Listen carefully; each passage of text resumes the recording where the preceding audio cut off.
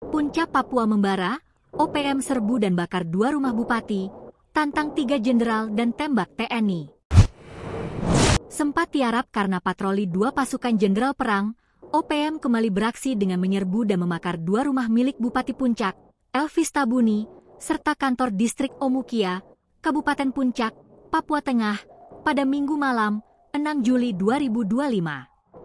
Juru bicara OPM, Sebi Sambong, menyampaikan bahwa aksi pembakaran tersebut dilaporkan oleh Papua Intelligence Service, PIS, Kabupaten Puncak, di bawah komando Lekaga Telenggen dan Goliat Tabuni.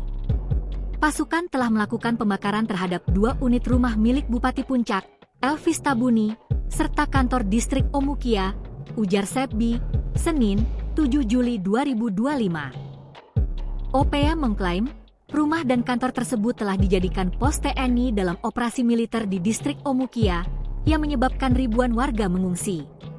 Sebi pun secara terbuka menantang 3 jenderal, yaitu Panglima TNI Jenderal Agus Subianto, Maijen Laki Afianto, Pangko Gabilhan Habema, dan Kasatgas Damai Kartens Brigjen Polisi Faizal Ramdhani.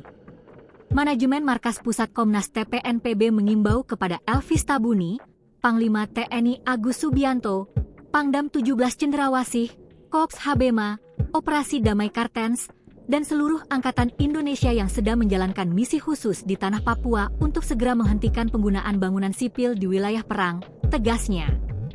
Sebi menyatakan bahwa OPM akan mengeksekusi seluruh gedung yang pernah ditempati aparat militer karena menganggap Presiden Prabowo dan Panglima TNI telah melanggar hukum humaniter.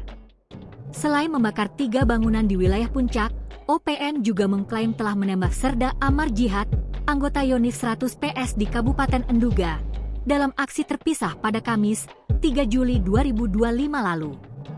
Sementara itu, saat dimintai konfirmasi terkait kebenaran insiden pembakaran, Kasatgas Humas Operasi Damai Kartens 2025, Kombes Pol Yusus Sutejo, menyatakan bahwa kasus ini masih dalam tahap penyelidikan.